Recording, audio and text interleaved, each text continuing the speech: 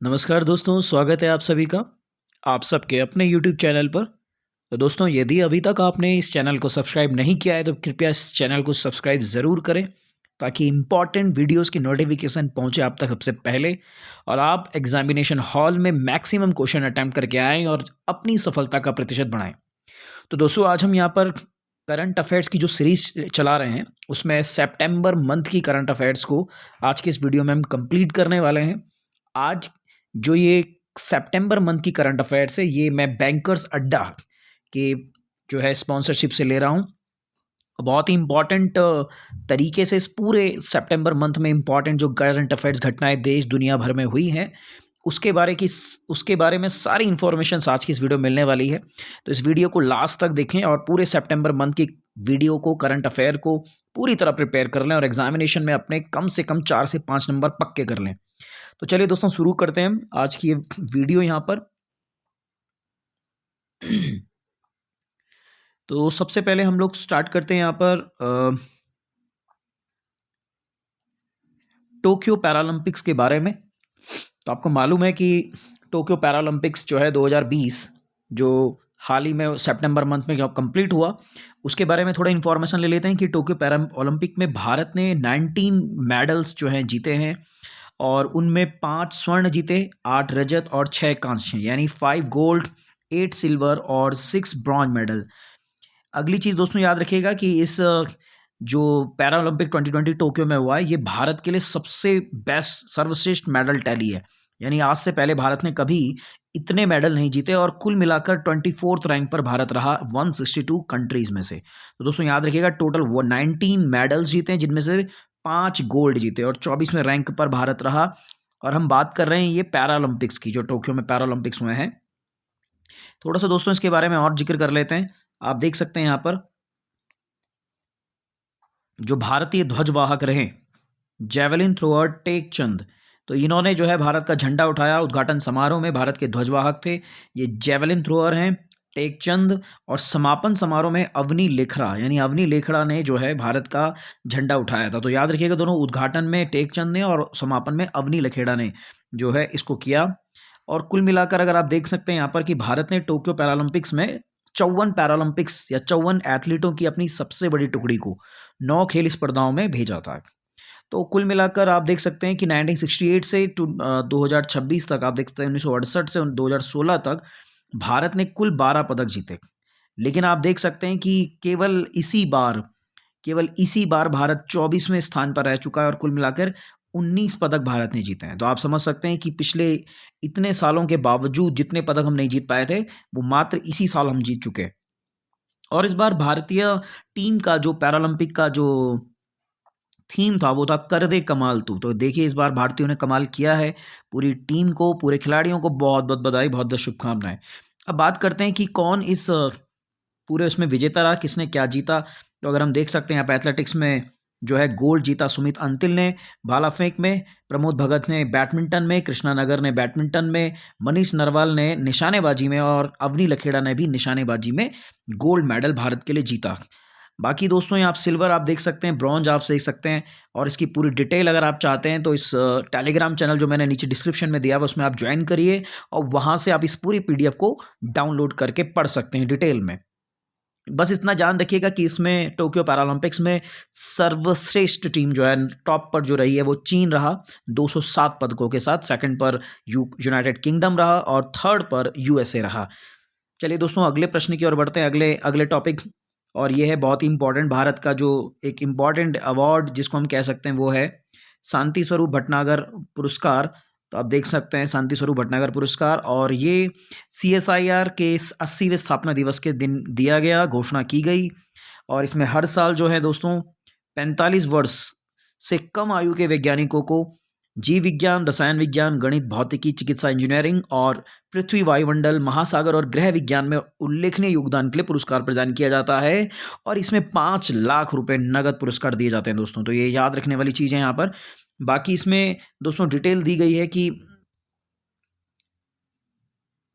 किस किस श्रेणियों में और किस किस ने इस पुरस्कार को प्राप्त किया है। तो यहाँ पर पूरी लिस्ट दी गई है डॉक्टर अमित सिंह, डॉक्टर अरुण कुमार शुक्ला, रसायन विज्ञान में Jawaharlal Nehru centre for advance scientific research Bengaluru के शोधकर्ता डॉक्टर कनिष्क विश्वास और टी गोविंद राजू। तो इस तरह से दोस्तों ये पूरी सीरीज यहाँ पर दी गई है। गणित श्रेणी में किसको मिला है, ये सब दिया गया है। थोड़ा सा पुरस्कार के बारे में अगर बताएं तो ये उस व्यक्ति को दिया जाता है जिसने CSIR की राय में मानव ज्ञान और प्रगति के लिए विशिष्ट रूप से महत्वपूर्ण और उत्कृष्ट योगदान किया है। और महत्वपूर्ण विशेषज्ञ प्रयास क्या है, तो ऐसे लोगों को, ऐसे युवा वैज्ञानिकों को शांति स्वरूप भटनागर पुरस्कार से सम्मानित किया जाता है। दोस्तों बढ़ते हैं अगले टॉपिक की तरफ, और अगला आप देख सकते हैं बहुत ही महत्वपूर्ण है कि 3 महिलाओं समेत सुप्रीम कोर्ट के 9 जजों ने जो है सुप्रीम कोर्ट में शपथ ली। हमारे लिए इंपॉर्टेंट यहाँ पर दोस्तों ये नहीं है कि सुप्रीम कोर्ट में 9 जजों ने शपथ ली है, ऑब्वियस सी बात है, हर बार कोई ना कोई शपथ लेता ही है। पहली इंपॉर्टेंट चीज़ है कि सुप्रीम कोर्ट की जो टोटल स्ट्रेंथ है वो 33+1 है, यानी 34 जज जो है इसमें सुप्रीम कोर्ट में होने चाहिए, जो ओवरऑल उनकी वैल्यू दी गई है। लेकिन अभी जो है फिलहाल सुप्रीम कोर्ट के CJI को जोड़कर 33, यानी एक ही सीट मात्र वैकेंट है, यानी कि लगभग सुप्रीम कोर्ट में सारे जजेस भर चुके हैं एक सीट को छोड़कर, और 9 नए जजेस के अपॉइंटमेंट इसमें हुए हैं। अब हमारे लिए इंपॉर्टेंट ये है कि इसमें 3 महिला न्यायाधीश की नियुक्तियां हुई हैं। वो 3 महिला न्यायाधीश कौन है मैं आपको बताता हूं दोस्तों। यहाँ पर आप देख सकते हैं, एक है दोस्तों justice BV Nagarathna. Justice BV Nagarathna ये जो है कर्नाटक हाईकोर्ट की जज थे, नहीं थी, कर्नाटक हाईकोर्ट की जज थी। और इनमें एक इंपॉर्टेंट बात याद रखिएगा कि इसमें इनके लिए कहा जा रहा है कि सितंबर 2027 में पहली महिला CJI बनने की कतार में है। तो जो सीनियरिटी बेसिस अगर काम होता है तो सितंबर 2027 में ये भारत की पहली CJI बन सकती हैं। भले ही अगर वो बनती हैं तो 36 दिनों का कार्यकाल ही उनका शेष रहेगा, लेकिन एक लंबे अंतराल के बाद, आज़ादी के बाद, भारत को पहली महिला मुख्य न्यायाधीश मिल सकती है। तो एक तो जस्टिस BV नागरत्न आप याद रखिएगा। दूसरा दोस्तों यहाँ पर मैं आपको बताऊं, ये जस्टिस हिमा कोहली। तो जस्टिस हिमा कोहली दूसरी महिला न्यायाधीश, इन्होंने शपथ ग्रहण की। और तीसरी है जस्टिस बेला M त्रिवेदी। तो ये गुजरात हाई कोर्ट की जज थी और ये तेलंगाना हाई कोर्ट की मुख्य न्यायाधीश थी। तो इन तीनों को BV नागरत्ना जस्टिस, और जस्टिस हिमा कोहली और जस्टिस बेला M त्रिवेदी, ये 3 जो हैं सुप्रीम कोर्ट की महिला जज के रूप में इन्होंने शपथ ग्रहण करी। तो वर्तमान में अगर हम कहें दोस्तों तो सुप्रीम कोर्ट में इस समय इन तीनों के अलावा इंदिरा बनर्जी एक और सुप्रीम कोर्ट में जस्टिस हैं। और कुल मिलाकर यानी महिला न्यायाधीश इस समय हमारे सुप्रीम कोर्ट में जो हैं वो 4 हो चुकी हैं। तो इसको भी आप याद रखिएगा। बाकी दोस्तों एक ये है रैमन मैग्सेसे पुरस्कार की घोषणा हुई है, और औपचारिक रूप से आप जानते हैं कि रैमन मैग्सेसे पुरस्कार जो है फिलीपींस की राजधानी मनीला में दिया जाता है, रैमन मैग्सेसे सेंटर में। और इस बार जो है बांग्लादेश की डॉक्टर फिरदौस कादरी, पाकिस्तान के मोहम्मद अजम साकिब, और फिलीपींस के पर्यावरणविद रॉबर्टो बैलोन, अमेरिकी नागरिक स्टीवन मुनसा, इन सभी लोगों को जो है इस बार का रैमन मैग्सेसे अवार्ड दिया जा रहा है। तो दोस्तों यहाँ पर इंपॉर्टेंट पॉइंट इसलिए नहीं बनता है क्योंकि हम देख सकते हैं कि इस बार जितने भी रैमन मैग्सेसे अवार्डी हैं उन सब में से कोई भी भारतीय नहीं है। तो बहुत ज़्यादा इंपॉर्टेंट तो नहीं है, फिर भी थोड़ा बहुत आप एक एक बार इसका नाम ज़रूर देख लें। और ज़्यादा इंपॉर्टेंट इसलिए नहीं कह रहा हूँ क्योंकि इस बार कोई भारतीय रैमन मैग्सेसे अवार्ड में शामिल नहीं है। और आप जानते हैं कि रैमन मैग्सेसे अवार्ड जो है इसको एशिया का नोबेल पुरस्कार भी माना जाता है। और तीसरे फिलीपीन राष्ट्रपति जो थे उनकी याद में, उनके नेतृत्व में जो है उनकी रैमन मैग्सेसे उन्हीं के नाम पर ये अवार्ड दिया जाता है। दोस्तों अगला बात करते हैं हम लोग, यहाँ पर आप देख सकते हैं भारत सीरीज शुरू की है भारत सरकार ने। BH सीरीज का रजिस्ट्रेशन स्टार्ट किया है। तो अब ये BH सीरीज क्या है इसको देख लेते हैं हम लोग। दोस्तों सड़क परिवहन और राजमार्ग मंत्रालय ने नए वाहनों के लिए नया पंजीकरण मार्क यानी BH सीरीज लॉन्च की है। तो BH सीरीज मार्क वाले वाहनों को एक नए पंजीकरण चिन्ह के असाइनमेंट की आवश्यकता नहीं होगी जब वाहन का मालिक एक राज्य से दूसरे राज्य में स्थानांतरित हो जाता है। तो आप जानते हैं कि जब आप एक स्टेट से दूसरे स्टेट में जाते हैं तो आपको रजिस्ट्रेशन चेंज करना होता है। तो अब ऐसा नहीं होगा। BH सीरीज के बाद आप किसी भी राज्य में आप जाते हैं, आपका वहाँ रजिस्ट्रेशन कन्वर्ट हो जाएगा। तो आप देख सकते हैं मोदी सरकार में ये सब चीज़ें आ रही हैं कि पूरे भारत को एक यूनिटी के साथ जो ढालने का प्रयास किया जा रहा है। तो अगला है कि इससे पहले मोटर वाहन एक्ट 1988 की धारा 47 के तहत कोई व्यक्ति एक राज्य से दूसरे राज्य में जाता है तो एक व्यक्ति को वाहन को पंजीकृत राज्य के अलावा किसी अन्य राज्य में 12 महीने में पंजीकरण से अधिक रखने की अनुमति नहीं है। लेकिन नए राज्य पंजीकरण प्राधिकरण के साथ नया पंजीकरण 12 महीने के निर्धारित समय के भीतर किया जाना है। अब बात करते हैं कि BH सीरीज जो है इसके लिए कौन आवेदन कर सकता है। तो आप देख सकते हैं कि यह सुविधा रक्षा कर्मियों, केंद्र सरकार, राज्य सरकार, केंद्र राज्य सार्वजनिक क्षेत्र के उपक्रमों के कर्मचारियों, निजी क्षेत्र की कंपनियों, संगठनों के लिए स्वैच्छिक आधार पर उपलब्ध है, जिनके कार्यालय 4 या अधिक राज्य या केंद्र शासित प्रदेशों में हैं। तो देख सकते हैं आप दोस्तों यहाँ पर फॉर्मेट क्या रहने वाला है इसका, आप इसको देख सकते हैं यहाँ पर। सिंपल है, कोई इशू नहीं है इसमें। और ईयर दिया जाएगा, बीएच कोड दिया जाएगा, रैंडमाइज सीरीज होगी, टेट्रा 0 से टेट्रा 9 तक अल्फ़ाबेट्स A to Z होंगे। तो इस तरह से इसमें सीरीज़ होगी। तो धीरे धीरे प्रसिद्ध होगा, धीरे धीरे आप लोग भी इसका यूज़ करेंगे तो ये बिल्कुल कॉमन हो जाएगा, चलन में चलेगा। अब बात करते हैं दोस्तों अगला। ऑक्सफोर्ड यूनिवर्सिटी ने टाइम्स वर्ल्ड यूनिवर्सिटी रैंकिंग 2022 जारी की है। तो इस बार जो जारी की है, तो आप जानते हैं कि पहले स्थान पर ऑक्सफोर्ड यूनिवर्सिटी ऑब्वियसली जानते हैं आप, टाइम्स हायर ने जो है इस बार ऑक्सफोर्ड यूनिवर्सिटी को सबसे ऊपर रैंक दी है। और उसके बाद आता है कैलिफोर्निया इंस्टीट्यूट टेक्नोलॉजी और हार्वर्ड यूनिवर्सिटी। तो दोस्तों ये याद रखिएगा, ऑक्सफोर्ड यूनिवर्सिटी इस बार टाइम्स हायर रैंकिंग में नंबर 1 पर रहा है। Second California of institute of technology और हार्वर्ड यूनिवर्सिटी जो है 3rd रैंक पर आया है। इंपॉर्टेंट पॉइंट इज़ देयर कि जो IISc बेंगलुरु है उसको 301 से 350 की रैंकिंग के बीच रखा गया है, जो सीड्स 350 रैंकिंग में शामिल एकमात्र भारतीय विश्वविद्यालय भी है IISc बेंगलुरु। तो इसे भी दोस्तों याद रखिएगा आप लोग। बाकी कौन से 3 है, तो IISc बेंगलुरु है, IIT रोपड़ है और IIT इंदौर है। तो आप देख सकते हैं IIT बम्बई, IIT दिल्ली, ये सब अभी फ़िलहाल इस लिस्ट में शामिल नहीं हैं। सीड्स विद्यालय जो हैं ऑक्सफोर्ड यूके का, California institute technology US, Harvard university US, Stanford university US and Cambridge university UK. तो इनको सर्वोच्च स्थान इस बार मिला है। अब दोस्तों देखिए यहाँ पर टाइम की 100 प्रभावशाली लोगों की सूची भी दी गई है, उसमें प्राइम मिनिस्टर मोदी और ममता बनर्जी शामिल हैं। तो अगर हम देखें कि इसमें नंबर 1 पर कौन है, तो नंबर 1 पर अमेरिकी राष्ट्रपति जो बिडेन हैं, सेकंड कमला हैरिस, देन शी जिनपिंग।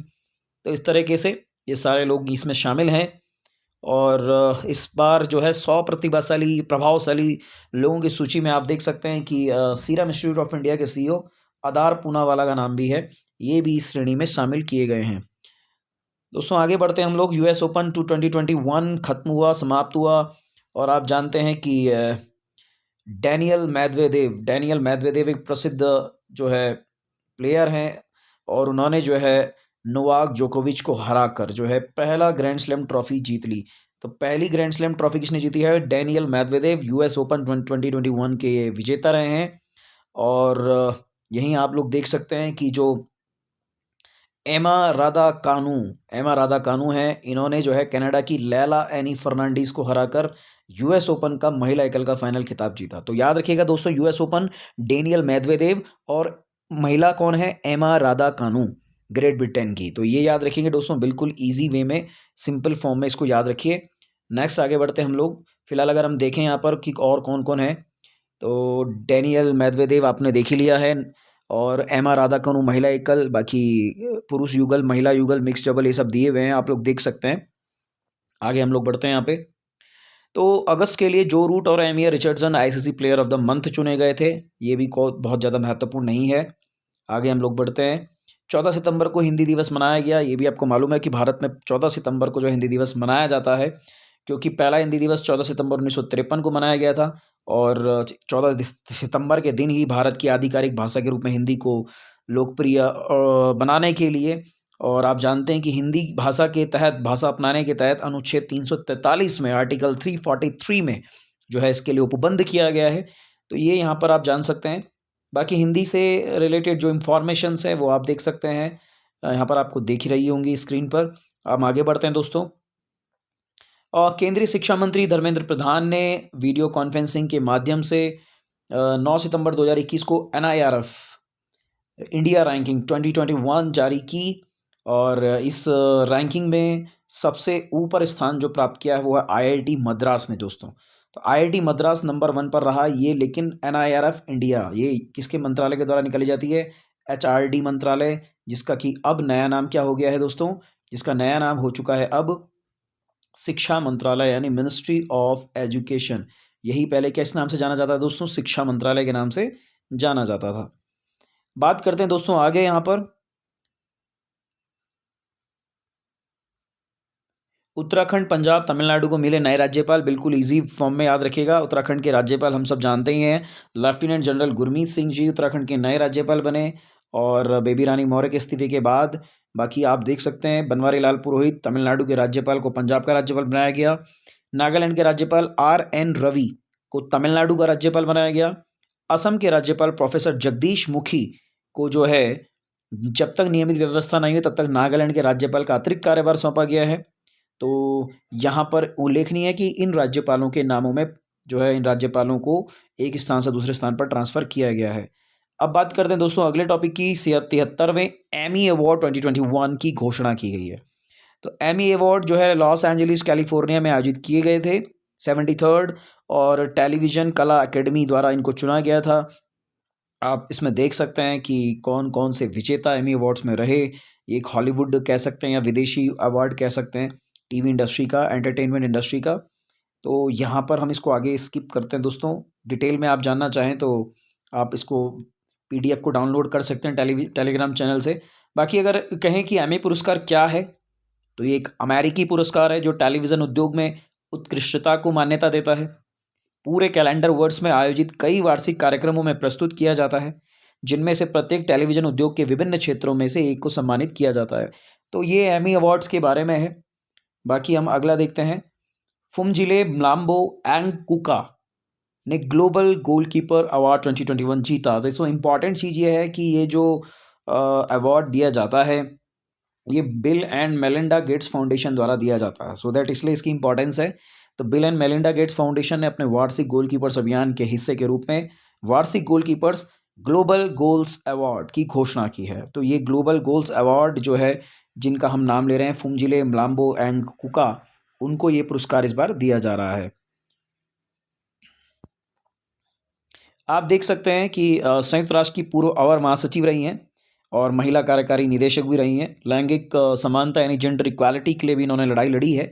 कोविड-19 के खिलाफ भी इन्होंने लड़ाई लड़ी है। तो इसको भी आप लोग दोस्तों याद रखिएगा। फुमजिले म्लाम्बो एंगकुका को ग्लोबल गोलकीपर अवार्ड दिया गया है 2021 में। तो ये जो अवार्ड है ये किसने दिया, कौन सी संस्था देती है? Bill and Melinda Gates foundation दोस्तों ये देती है। आगे बढ़ते हैं दोस्तों। ग्लोबल इनोवेशन इंडेक्स, ये तो FRO के पेपर में भी आ चुका है क्वेश्चन। भारत 46th रैंक पर रहा है।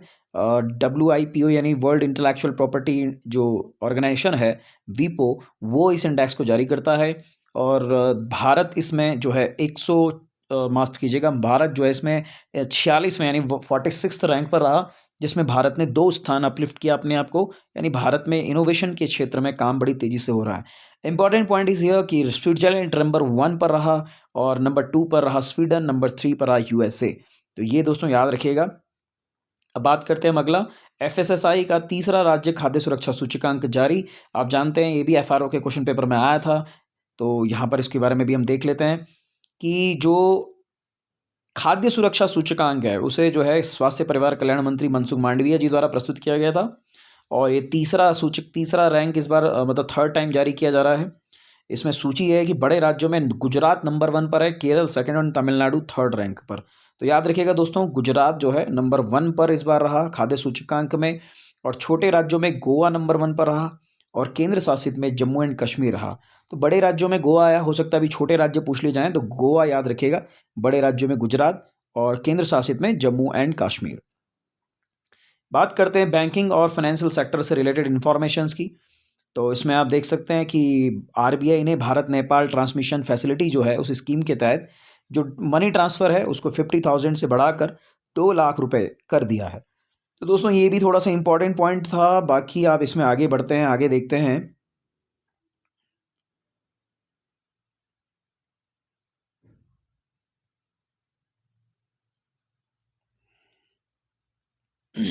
ये देख सकते हैं आप जो DBS बैंक जो है DBS बैंक ने स्विफ्ट ग्लोबल पेमेंट इनोवेशन के साथ साझेदारी में अपने कॉरपोरेट ग्राहकों के लिए सीमा पार से भुगतान के लिए रियल टाइम ऑनलाइन ट्रैकिंग शुरू की है। तो दोस्तों ये याद रखिएगा कि रियल टाइम ऑनलाइन ट्रैकिंग किस बैंक ने भारत में अभी शुरू किया हाल में, तो DBS बैंक ने शुरू की है। ठीक है, DBS बैंक एक विदेशी बैंक है, उसके द्वारा शुरू की गई रियल टाइम ऑनलाइन ट्रैकिंग। अगर आप क्या कर रहे हैं, अपना जो पेमेंट है वो बॉर्डर ट्रांस बॉर्डर, यानी एक सीमा से दूसरी सीमा, एक देश से दूसरे देश में जा रहे हैं, तो भी आपको पता चलेगा कि आपका फंड कहाँ पर इसमें है। तो ये भी इसको याद रखिएगा दोस्तों। बाकी ये भी आप याद रखिए कि जो पेटीएम पेमेंट्स बैंक है, तो पेटीएम पेमेंट्स बैंक ने दिल्ली मेट्रो रेल कॉरपोरेशन के साथ साझेदारी में कश्मीरी गेट मेट्रो स्टेशन पर भारत की पहली फास्टैग आधारित मेट्रो पार्किंग सुविधा शुरू की है। और पेटीएम पेमेंट्स बैंक एक वैध फास्टैग स्टिकर वाली कारों के लिए भी अधिग्रहण करने वाला पहला बैंक होगा। तो दोस्तों इंपॉर्टेंट चीज़ क्या है कि पेटीएम पेमेंट्स बैंक ने जो है दिल्ली मेट्रो के लिए फास्टैग मेट्रो पार्किंग की सुविधा स्थापित की है।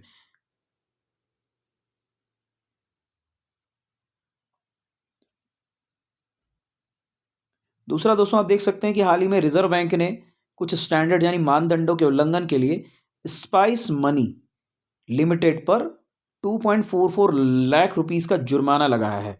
अब आप देख सकते हैं कि जो स्पाइस मनी है ये भारत की सबसे बड़ी ग्रामीण फिनटेक कंपनी है। तो दोस्तों एक टर्म आता है फिनटेक, तो ये फिनटेक क्या है? ये फिनटेक का मतलब है फाइनेंशियल टेक्नोलॉजी, यानी ऐसी कंपनियां जो फाइनेंशियल सेक्टर में यानी वित्तीय क्षेत्र में काम कर रही हैं, और लेकिन तकनीक के साथ, मतलब इनका अपना कोई वैसा आधार नहीं है, बेस नहीं है, केवल तकनीकी तरीके से इंटरनेट के माध्यम से ये अपने ग्राहकों से कनेक्टेड होती है और बैंकिंग और वित्तीय सेवाओं का लाभ देती है। तो ऐसी कंपनियों को हम कहते हैं फिनटेक कंपनी। लाइक आप देखते हैं पेटीएम पेमेंट्स बैंक, लाइक आप देखते हैं एयरटेल पेमेंट्स बैंक, है ना? ये आप जितने मोबीक्विक देख रहे हो या आप गूगल पे देख रहे हो, ये सब क्या है? आपकी फिनटेक कंपनियां ही तो हैं। या आप फोन पे देख रहे हो, है ना? तो ये फिनटेक कंपनियां कहलाती हैं।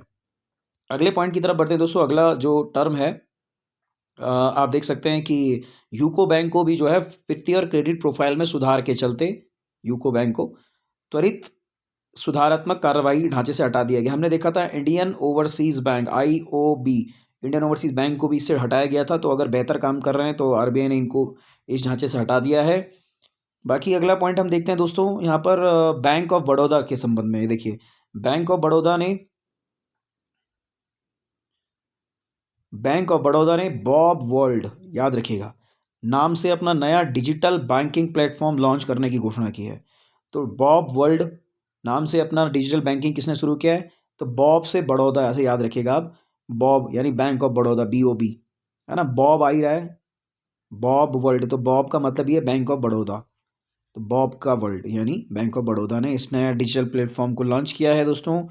अगला हम लोग बात करते हैं यहाँ पर, तुम देख सकते हैं यहाँ पर LIC के बारे में कि भारतीय जीवन बीमा निगम LIC ने खुले बाजार अधिग्रहण के माध्यम से बैंक ऑफ इंडिया के 3.9% शेयर्स खरीदे हैं। और अब बैंक ऑफ इंडिया में LIC के जो है 3.17% हिस्सेदारी जो थी वो अब बढ़कर कितनी हो गई? 7.05%। तो ये जो है LIC भारत सरकार की प्रमुख जो है कंपनी है, और ये खुद भारत सरकार की ही अन्य कंपनियों में शेयर्स को परचेज भी करते हैं। बाकी दोस्तों फ़ोनपे ने हाल ही में फ़ोनपे पल्स नामक एक नया प्लेटफॉर्म लॉन्च किया है। तो फ़ोनपे और फ़ोनपे पल्स ईजिली हम लोग इसको फाइंड आउट कर सकते हैं, तो इसमें कोई दिक्कत की बात नहीं है। बाकी हाँ, एक चीज़ हम नोट कर सकते हैं कि ADB ने, एशिया विकास बैंक ने भारत सरकार ने झारखंड राज्य के 4 शहरों में बेहतर सेवा वितरण के लिए जलापूर्ति बुनियादी ढांचे को विकसित करने हेतु 112 मिलियन अमेरिकी डॉलर के ऋण की मंजूरी कर दी है। तो झारखंड में ये पहली परियोजना है, तो इसको भी आप याद रखेंगे। झारखंड राज्य में इन्होंने, ADB ने फंडिंग की है। और महाराष्ट्र में भी इन्होंने फंडिंग की है 300 मिलियन अमेरिकी डॉलर्स। आप देख सकते हैं ये 300 मिलियन अमेरिकी डॉलर महाराष्ट्र राज्य की ग्रामीण अर्थव्यवस्था को बढ़ावा देने के लिए। तो ये भी जो है वित्त पोषण ADB कर रहा है। तो महाराष्ट्र हो गया और झारखंड हो गया। और अगला आप देख सकते हैं NPCI ने जो है प्लग एंड प्ले रुपए credit card stack NFII launch करने के लिए फिसर्व इंक के साथ साझेदारी की है। तो किसने की है दोस्तों? NPCI ने, national payment corporation of India. तो यही जो भारत में पेमेंट गेटवे है उसको मैनेज करता है, रेगुलेट करता है NPCI। और ये जो है एक बास यानी banking as a service program है, और फिनटेक को बैंक प्रायोजित क्रेडिट कार्ड बनाने में जो है ये सक्षम बनाएगा। तो फिनटेक मैंने बताया था, फाइनेंशियल टेक्नोलॉजी जो यूज़ करती हैं कंपनियां। अगला आप लोग देख सकते हैं दोस्तों यहाँ पर नेक्स्ट की तरफ हम बढ़ते हैं। अगले में ये थोड़ा सा देखने लायक हो सकता है कि RBI ने मानक आस्तियों के प्रतिभूतिकरण, प्रतिभूति का मतलब होता है सिक्योरिटाइजेशन, और आस्तियाँ मतलब जो उनके जो डिपॉजिट्स होते हैं, ये संबंध में दिशा निर्देश जारी किए हैं। दिशा निर्देशों के अनुसार सिक्योरिटाइजेशन नोट जारी करने के लिए न्यूनतम टिकट का आकार अब 1 करोड़ रुपया होगा। तो ये भी खैर प्योर बैंकिंग टर्मिनोलॉजीज़ हैं, चूँकि बैंकिंग अड्डा की मैगज़ीन है, लेकिन इसको इसलिए उठाया है क्योंकि इसमें जो है बहुत ही इम्पोर्टेंट अंदर बेसिक तक जो है सारे टॉपिक्स कवर किए गए हैं। नेक्स्ट हम लोग दोस्तों आते हैं यहाँ पर जो इम्पोर्टेंट है हम सिर्फ उसी पर बात करेंगे। ये भी क्लियर हो गया दोस्तों।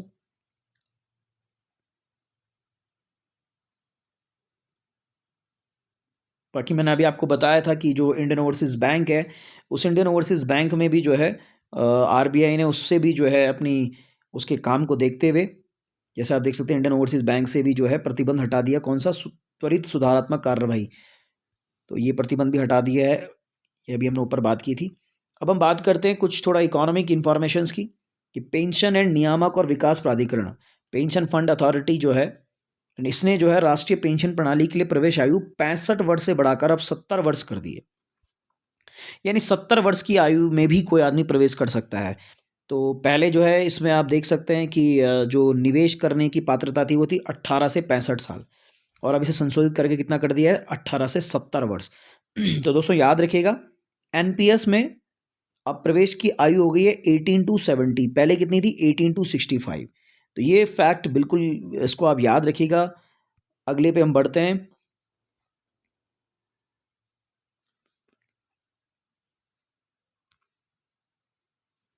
हाँ दोस्तों, थोड़ा सा इन्फॉर्मेशन एक और मैं आपको बता दूं कि जो अगस्त के महीने में है, लगातार दूसरे महीने जीएसटी राजस्व जो है 1 लाख करोड़ रुपए से ऊपर रहा, और जो 1.12 लाख करोड़ से भी अधिक था। तो कुल मिलाकर यानी हम देख सकते हैं कि भारत में जीएसटी का रेवेन्यू जो है लगातार बढ़ता जा रहा है। भारतीय अर्थव्यवस्था कोरोना के प्रभाव से अब बाहर निकल चुकी है, और जिस तरीके से बाजार में तेजी देखने को मिल रही है, या जीएसटी का जो रेवेन्यू है वो बढ़ रहा है, उससे अनुमान लगाया जा सकता है कि बाजार अब तेजी के साथ आगे बढ़ रहा है। बाकी एक और इम्पॉर्टेंट पॉइंट अगर मैं आपको बता दूं, तो वो ये है दोस्तों कि भारतीय जीवन बीमा निगम ने एलआईसी एजेंटों के लिए डिजिटल पेपरलेस समाधान, इसको कहा गया Ananda, Ananda mobile application launch किया है। तो ये याद रखिएगा आप, आनंदा मोबाइल एप्लीकेशन लॉन्च किसने किया है? एलआईसी ने लॉन्च किया है। और किसके लिए लॉन्च किया है दोस्तों? ये किया है उसने अपने एजेंटों के लिए, जो उनके एजेंट्स हैं उनके लिए। तो आनंदा का मतलब है आत्मनिर्भर agents, new business digital application. Bharat सरकार हर जगह इस समय आत्मनिर्भरता को बढ़ावा दे रही है। उसी संदर्भ में जो है आपका एलआईसी ने भी अपने एजेंट्स को आत्मनिर्भर बनाने की दिशा में एक कदम उठाया और आनंदा एप्लीकेशन लॉन्च किया है।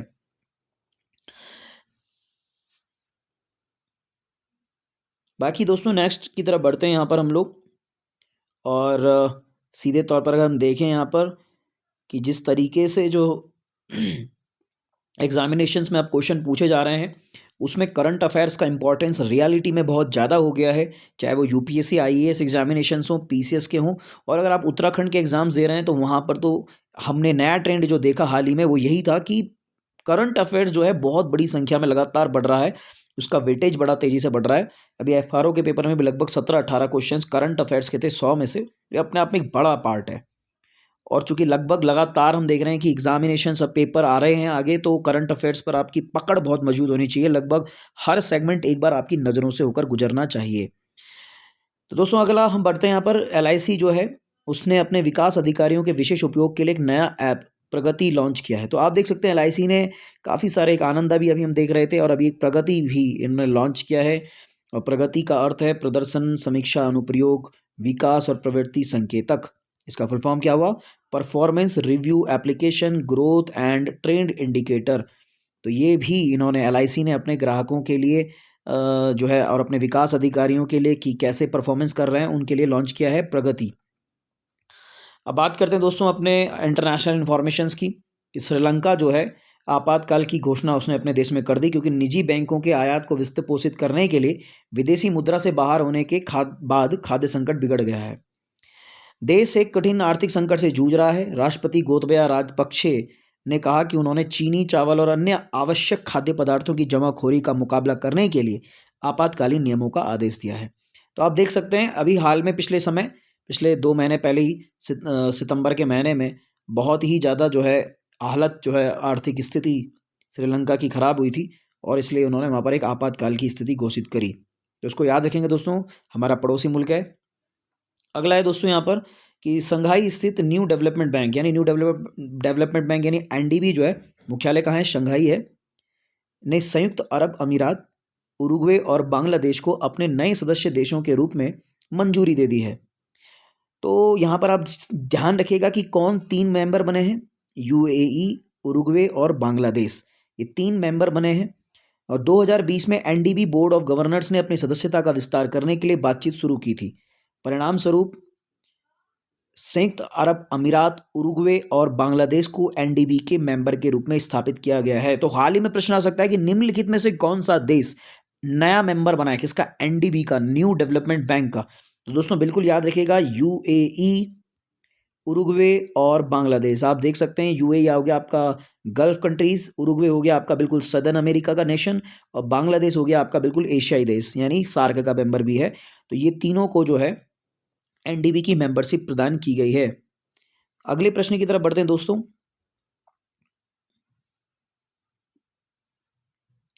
यहाँ पर कि यूएनडीपी संयुक्त राष्ट्र विकास कार्यक्रम, एचडीएफसी बैंक और greater Noida industrial development authority ने हर महीने शहर में 300 मीट्रिक टन सूखे कचरे के प्रबंधन के लिए एक सुविधा स्थापित करने के लिए समझौता किया।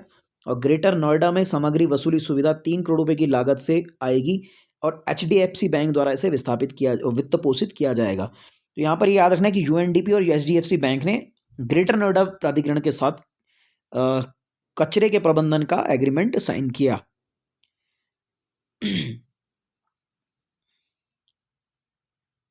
दूसरा इंपॉर्टेंट पॉइंट ये है दोस्तों, देखिए आप, क्यूबा जो है घरेलू वैक्सीन का उपयोग करके 2 साल की उम्र से अधिक बच्चों को कोविड-19 का खिलाफ टीका लगाने वाला दुनिया का पहला देश बन गया।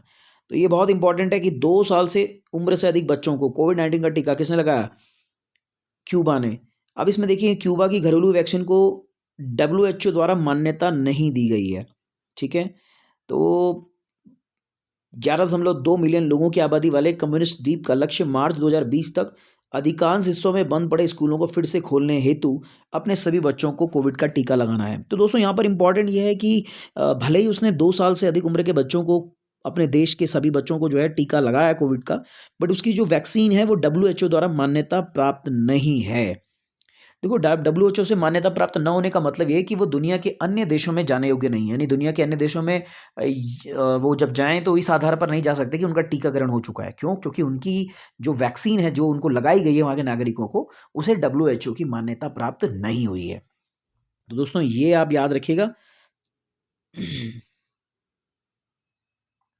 अगला इंपॉर्टेंट बढ़ते हैं चीन के संबंध में कि चीन ने उत्तरी चीन के साक्सी प्रांत के ताइवान सैटेलाइट लॉन्च सेंटर से लॉन्ग मार्च 4C, सैटेलाइट का नाम है आप देखिए, तो लॉन्ग मार्च 4C रॉकेट पर लोड करके एक नया पृथ्वी अवलोकन उपग्रह गैफन 502 अंतरिक्ष में सफलतापूर्वक लॉन्च किया। और पृथ्वी अवलोकन यानी जो धरती के मेजरमेंट करते हैं, अवलोकन करते हैं, उस श्रृंखला में इसका ये 24वां उपग्रह है जो पर्यावरण संरक्षण के प्रयासों की निगरानी करता है और इसके प्राकृतिक संसाधनों की निगरानी को बढ़ावा देता है। तो दोस्तों ये भी एक इंपॉर्टेंट पॉइंट हो गया, इसे भी याद रखेंगे, चीन ने ये उपग्रह भेजा है। बाकी दोस्तों ये भी इंपॉर्टेंट है कि अल सल्वाडोर, बहुत ही इंपॉर्टेंट पॉइंट है, अल सल्वाडोर ने बिटकॉइन को कानूनी मान्यता, कानूनी निविदा के रूप में स्वीकार कर दिया है और ऐसा पहला देश ये दुनिया का बन गया है दोस्तों।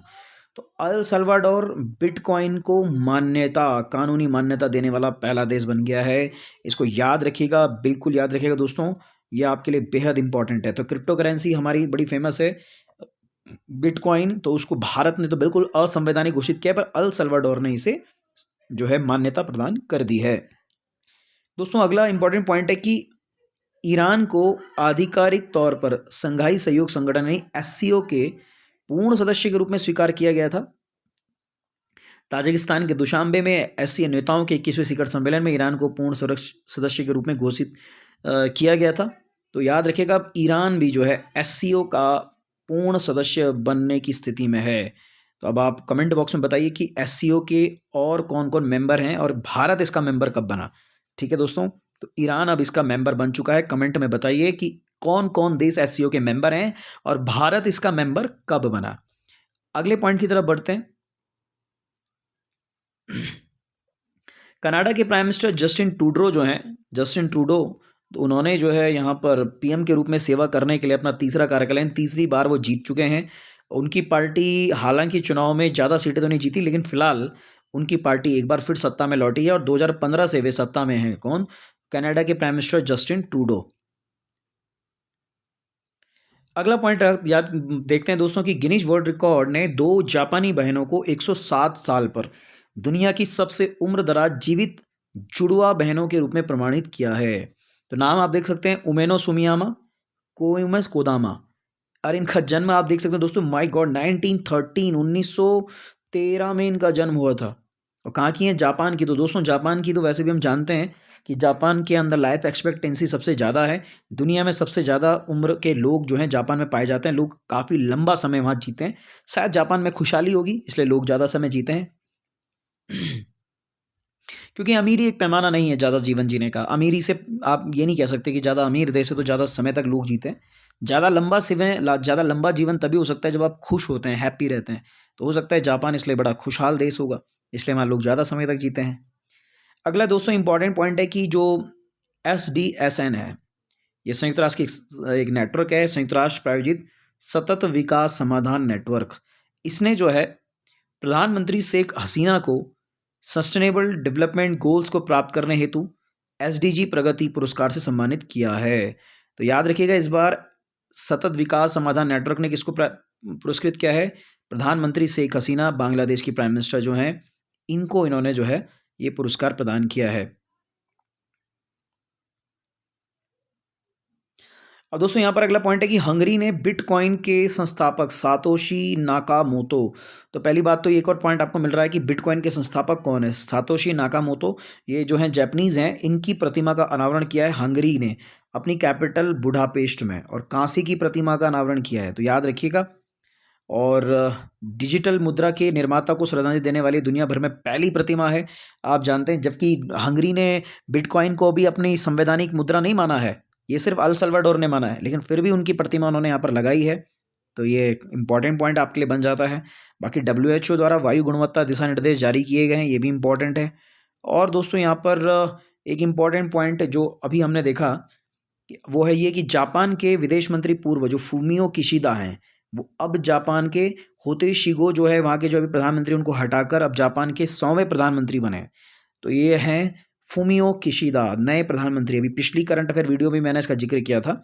तो फूमियो किशिदा के बारे में आप जानकारी जुटाइएगा, और ये जापान के पूर्व विदेश मंत्री भी रहे हैं। तो कुल मिलाकर, और ये अंतिम पॉइंट आप इस अंतर्राष्ट्रीय संबंध में समझिए कि नॉर्थ कोरिया ने आत्मरक्षा के लिए राष्ट्र की क्षमताओं को बढ़ाने के लिए हवासोंग नामक हाइपरसोनिक मिसाइल का सफलतापूर्वक परीक्षण किया। तो आपको याद रखना चाहिए कि हवासोंग 8 किसने हाइपरसोनिक मिसाइल बनाई? तो नॉर्थ कोरिया ने। ठीक है, तो हवासोंग से कई बार ऐसा लगता है चीन हो सकता है, ताइवान हो सकता है, जापान हो सकता है, साउथ कोरिया हो सकता है। नहीं, लेकिन कोई नहीं है, ये है नॉर्थ कोरिया। तो इसको ध्यान में रखिएगा दोस्तों। तो यही हो गया आपका अंतर्राष्ट्रीय संबंध से संबंधी जो इंपॉर्टेंट इंफॉर्मेशन थी। Now we are coming in national news of the month of सितंबर। तो ये देखते हैं दोस्तों, रक्षा मंत्री राजनाथ सिंह ने पुणे स्थित सेना खेल आर्मी स्पोर्ट इंस्टीट्यूट का नाम क्या रख दिया है? नीरज चोपड़ा स्टेडियम। तो नीरज चोपड़ा स्टेडियम नाम जो है पुणे स्थित सेना खेल संस्थान आर्मी स्पोर्ट्स इंस्टीट्यूट का नाम इन्होंने नीरज चोपड़ा के नाम पर रखा है। और मिशन ओलंपिक कार्यक्रम जो है जो शुरू किया गया था, उस मिशन ओलंपिक में आप जानते हैं नीरज चोपड़ा ने जैवलिन में भारत को इतिहास में पहला जो है एथलेटिक्स में गोल्ड मेडल दिलवाया है।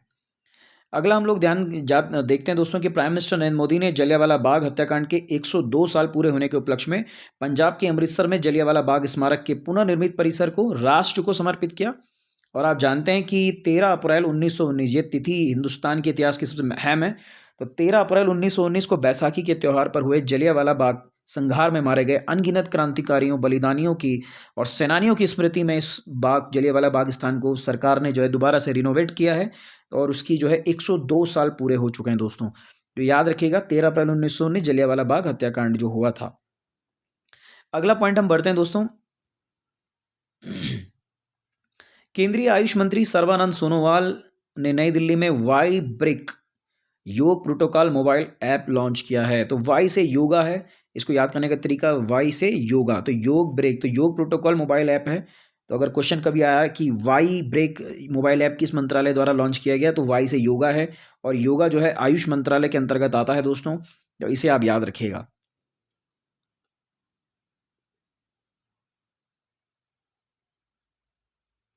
बाकी सूचना प्रसारण मंत्रालय ने पत्रकार कल्याण योजना की मौजूदा दिशा निर्देशों की समीक्षा के लिए एक समिति बनाने का फैसला किया है, तो ये भी थोड़ा सा याद रखिएगा कि सूचना प्रसारण मंत्रालय द्वारा जो है पत्रकार कल्याण योजना, तो पत्रकारों के कल्याण की योजना सूचना प्रसारण मंत्रालय द्वारा उस दिशा निर्देशों के लिए कमेटी का गठन किया गया है। बात करते हैं अगले तो आप देख सकते हैं दोस्तों यहाँ पर अंतर्राष्ट्रीय मुद्रा कोष ने भारत को एसडीआर के रूप में 12.57 बिलियन डॉलर का आवंटन किया है। ये लगभग कितना हुआ? 17.86 अरब अमेरिकी डॉलर। तो अब जो है इसके साथ ही भारत की कुल एसडीआर होल्डिंग जो है वो 13.66 अरब एसडीआर हो गई है, लगभग 19.41 बिलियन अमेरिकन डॉलर के बराबर हो गई है। तो ये याद रखेंगे दोस्तों कि अभी एसडीआर बड़ा है भारत का। अगले क्वेश्चन की तरफ बढ़ते हैं दोस्तों। उत्तराखंड के रानीखेत में भारत की सबसे बड़ी ओपन एयर फर्नरी का उद्घाटन किया गया है।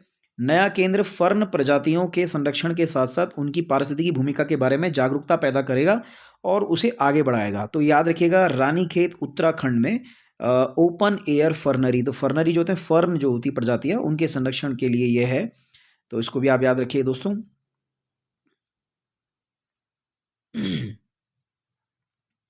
सड़क परिवहन मंत्री जो हैं आपके नितिन गडकरी जी, उन्होंने आर्टिफिशियल इंटेलिजेंस संचालित परियोजना का शुभारंभ किया, ये भी थोड़ा याद रखेंगे। अगले की तरफ बढ़ते हैं जल्दी से दोस्तों। नीति आयोग ने अमेरिका स्थित रॉकी माउंटेन इंस्टीट्यूट और आरएमए इंडिया के सहयोग से शून्य प्रदूषण वितरण वाहनों को बढ़ावा देने के लिए उपभोक्ताओं और उद्योगों के साथ काम करके शून्य नामक एक अभियान शुरू किया है। तो शून्य नामक अभियान किसने शुरू किया है? तो याद रखेंगे दोस्तों नीति आयोग ने शुरू किया है, और ये अभियान बेसिकली शून्य प्रदूषण और वितरण वाहनों के बढ़ावा देने के लिए है। तो शून्य अभियान नीति आयोग की पहल है, ताकि जो है जो वाहन है वो प्रदूषण शून्य कर दें, तो इसे भी याद रखेंगे आप लोग।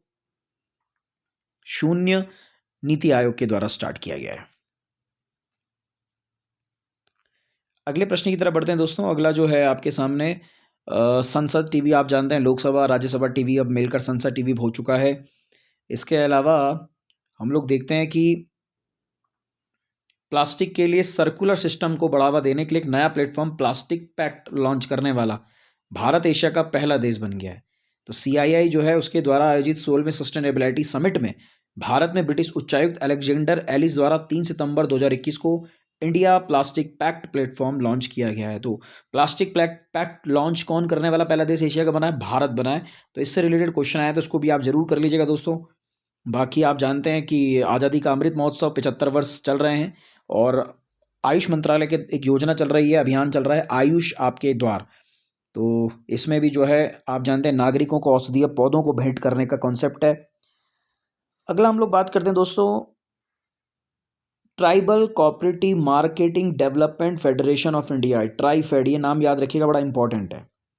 Tribal cooperative marketing development federation of India विदेश मंत्रालय के सहयोग से अगले 3 महीनों में दुनिया भर में 75 भारतीय मिशन दूतावासों में आत्मनिर्भर भारत कॉर्नर स्थापित कर रहा है। तो जो आपके भारत में ट्राइबल कम्युनिटीज़ हैं, उन ट्राइबल कम्युनिटीज़ के जो जो प्रोडक्ट्स हैं, उन प्रोडक्ट्स को जो है ये दुनिया भर में प्रसारित करेगा, उसको एक तरीके से प्रमोट करने का काम करेगा। अगला हम बढ़ते हैं दोस्तों कि केंद्रीय पर्यावरण और जलवायु परिवर्तन मंत्री भूपेंद्र यादव ने देश भर के 132 शहरों में वायु प्रदूषण के नियमन के लिए प्राणा प्राणा नामक पोर्टल लॉन्च किया, यानी portal for regulation of air pollution in non attention cities. तो प्राणा जो है, प्राण जिसको हम कह सकते हैं, तो प्राण पोर्टल यही है। ऑब्वियसली बात है, प्राण तभी बचेंगे जब पर्यावरण शुद्ध होगा और बेहतर होगा, तो इस चीज़ को आप ध्यान में रखिए। बाकी दोस्तों अगला अगर हम देखें यहाँ पर सीधे तौर पर नेक्स्ट पॉइंट आप देख सकते हैं यहाँ पर कि कानून और न्याय मंत्रालय के न्याय विभाग के तहत टेली लॉ, ये देखिए इंपॉर्टेंट पॉइंट, टैली लॉ के तहत एक बड़े पैमाने पर पंजीकरण को प्रोत्साहित करने के लिए एक पहल अभियान शुरू किया गया है। तो ये एक पहल जो शुरू कर रही है अभियान वो है, या टैली लॉ आप कह सकते हैं, कानून और न्याय मंत्रालय। और वर्तमान में कौन है कानून न्याय मंत्री, जरा मैसेज करेंगे आप कमेंट बॉक्स में, या मैं आपको अभी बता ही देता हूँ, किरण रिजिजू। तो किरण रिजिजू जो है कानून न्याय विभाग के मंत्री हैं भारत सरकार के। अगले प्रश्न की तरफ अगर हम बढ़ें तो इसमें वाणिज्य उद्योग मंत्रालय की एक सिंगल विंडो की बात की गई है, उसे भी हम आगे बात करेंगे। और वाणिज्य सप्ताह भी जो है भारत में इस बार मनाया जा रहा है, उसे भी हम आगे बात करेंगे। बाकी दोस्तों आगे अगर हम बढ़ें तो इसमें हम लोग सीधे यहाँ पर बात करेंगे केंद्रीय आवास और शहरी जो मंत्री हैं हरदीप सिंह पुरी, उन्होंने स्वच्छता सर्वेक्षण का 7वां संस्करण लॉन्च किया है और जिलावार रैंकिंग भी इस बार दी गई है। ठीक है, तो ये भी एक अगर आप टेलीग्राम चैनल ज्वाइन करते हैं दोस्तों, तो वहाँ पर मैंने स्वच्छ जो रैंकिंग है, स्वच्छता सर्वेक्षण रैंकिंग, उसकी एक पीडीएफ डाली है। तो आप उस पीडीएफ को देखकर पूरा डिटेल कर सकते हैं कि हिंदुस्तान में किस शहर को क्या रैंक दी गई है, कितने मार्क्स दिए गए हैं। बाकी दोस्तों ये है सामाजिक न्याय और अधिकारिता मंत्रालय ने एल्डर लाइन नाम से वरिष्ठ नागरिकों के लिए पहली अखिल भारतीय हेल्पलाइन शुरू की है और इसके लिए टोल फ्री नंबर भी दिया गया है 14567। तो अगर आप में से आपके कोई वरिष्ठ बुजुर्ग नागरिक हैं, उनको भी कोई सहयोग चाहिए तो इस हेल्पलाइन पर कॉल करके आप संपर्क कर सकते हैं। बाकी बढ़ते हैं दोस्तों आगे अगले टॉपिक की ओर।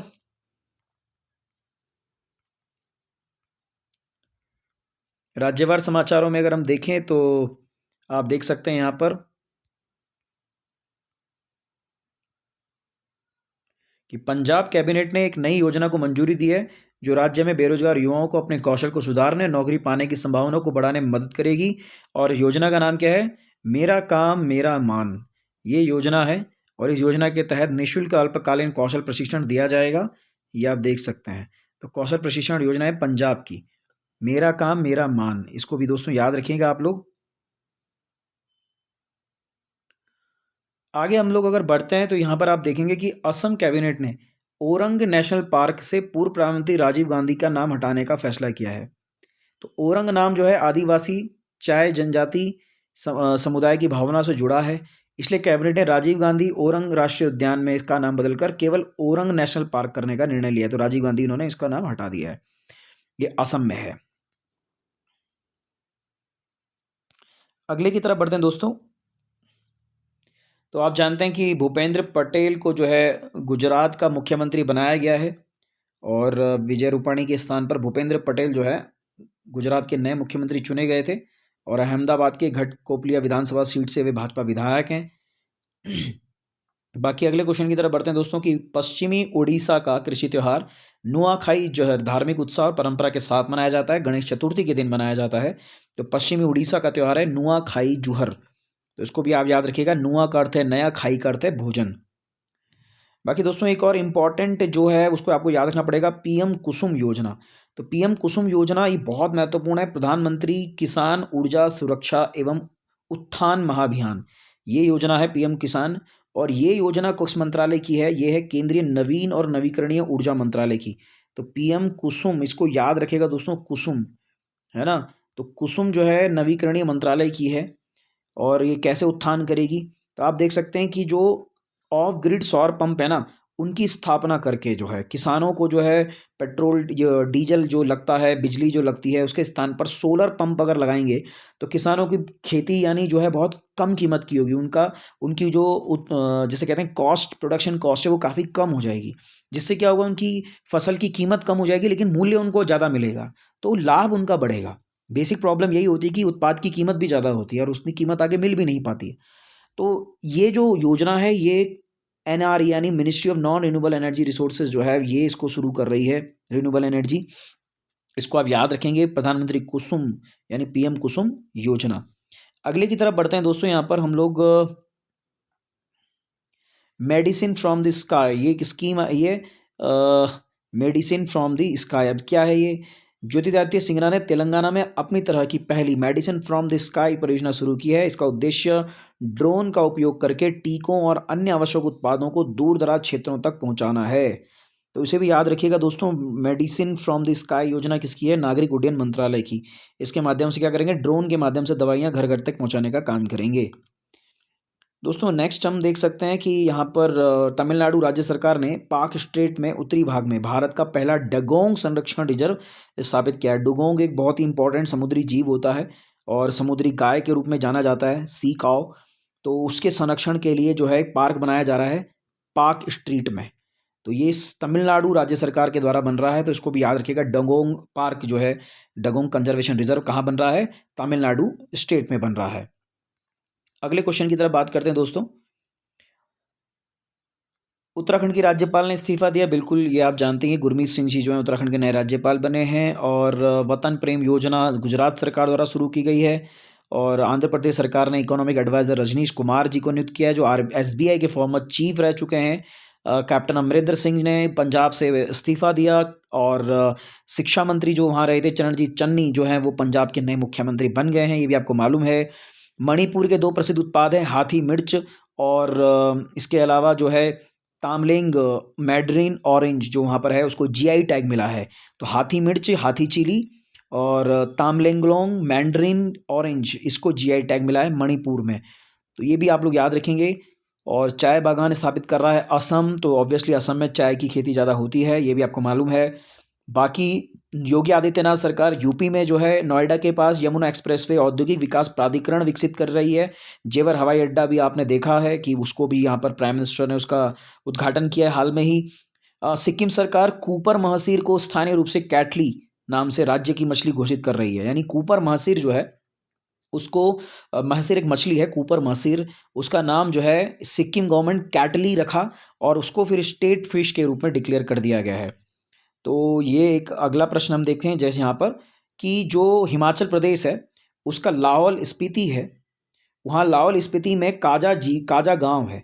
तो दुनिया के सबसे ऊंचे इलेक्ट्रिक वाहन चार्जिंग स्टेशन का उद्घाटन वहाँ किया गया है। तो याद रखिएगा, लाहौल स्पीति हिमाचल प्रदेश में दुनिया के सबसे ऊंचे इलेक्ट्रिक वाहन चार्जिंग स्टेशन का उद्घाटन किया गया है। बाकी दोस्तों नेक्स्ट अगर हम बढ़ें तो नागालैंड के मीठा खीरा, उसको भी GI टैग मिला है, नागालैंड का मीठा खीरा। और नेक्स्ट हम बात करते हैं कि लोहित नदी जो है वहाँ पर एक ब्रह्मपुत्र पठार के पास हिंदू तीर्थ स्थल है परशुराम कुंड, उसके विकास के लिए भी भारत सरकार ने कार्य प्रारंभ किया है। तो परशुराम कुंड कहाँ है? अरुणाचल प्रदेश में। ब्रह्मपुत्र पठार, लोहित नदी, ये सब इससे रिलेटेड है अरुणाचल प्रदेश से। तो भारत सरकार जो है वहाँ पर काम शुरू कर दिया। और याद रखिएगा लोहित रिवर जो है वो ब्रह्मपुत्र की एक ट्रिब्यूटरी भी है, यानी एक सहायक नदी के रूप में भी है।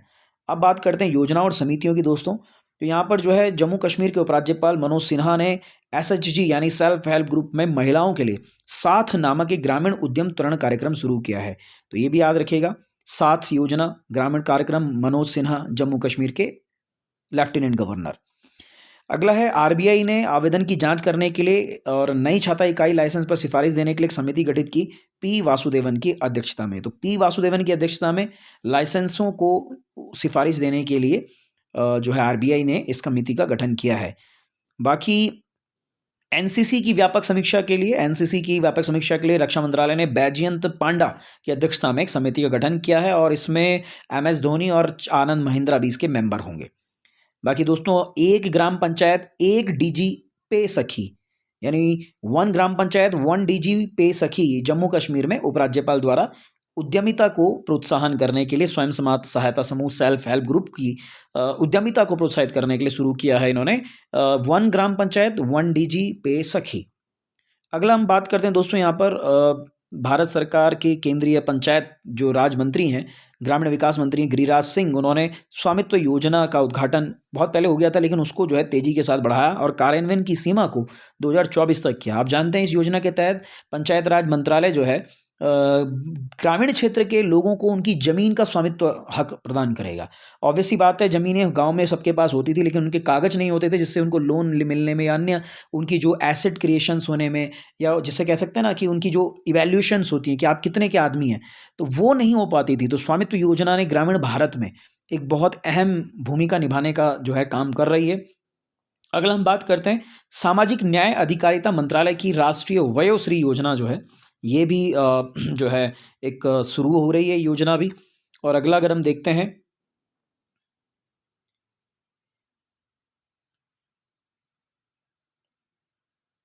बिल्कुल इंपॉर्टेंट पॉइंट है। लोकसभा अध्यक्ष ओम बिरला ने वर्ल्ड टूरिज्म डे विश्व पर्यटन दिवस के अवसर पर पर्यटन मंत्रालय द्वारा आयोजित एक कार्यक्रम के दौरान निधि टू आतिथ्य उद्योग राष्ट्रीय एकीकृत डेटाबेस निधि टू का उद्घाटन किया।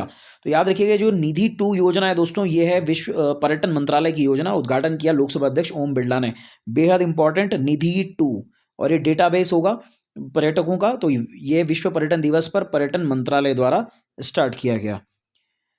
दोस्तों अगले की तरफ हम बढ़ते हैं तो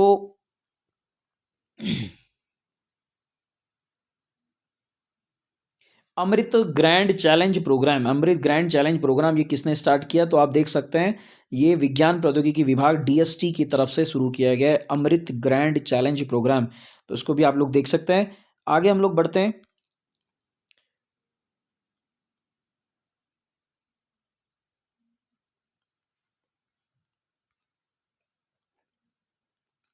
दोस्तों इसमें जो बेहद महत्वपूर्ण है, हम सिर्फ उन्हीं पर चर्चा कर रहे हैं, उन्हीं के बारे में डिस्कस कर रहे हैं।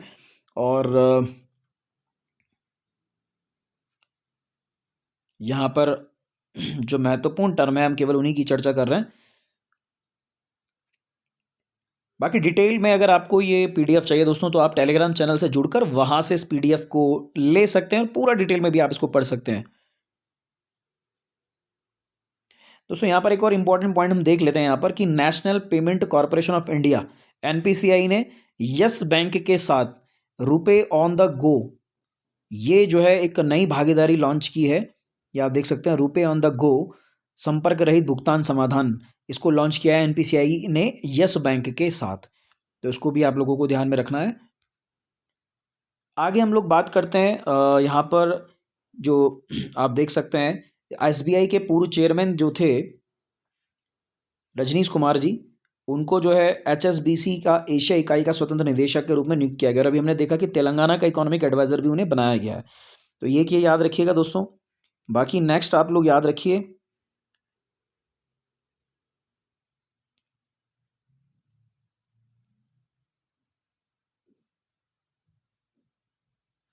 ये देखिए दोस्तों, एडिडास ने जो है, अभी आप हाल ही में जानते हैं एडिडास नामक कंपनी ने किस महिला को जो है अपना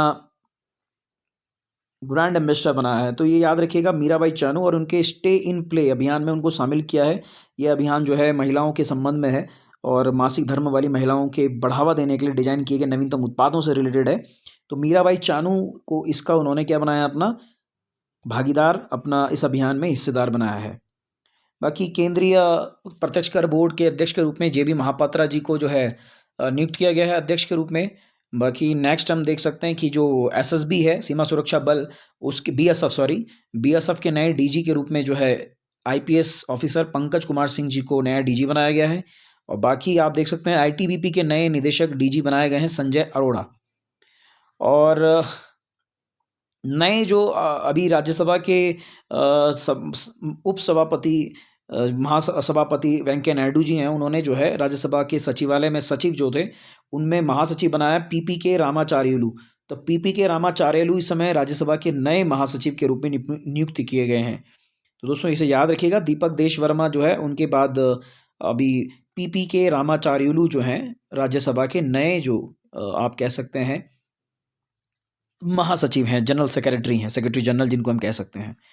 तो दोस्तों ये इम्पॉर्टेंट कुछ पॉइंट हैं। और बाकी जो है मैं इसी सितंबर मंथ की जो है नेक्स्ट वीडियो जो है उसमें आपका पार्ट 2 लेकर आऊँगा।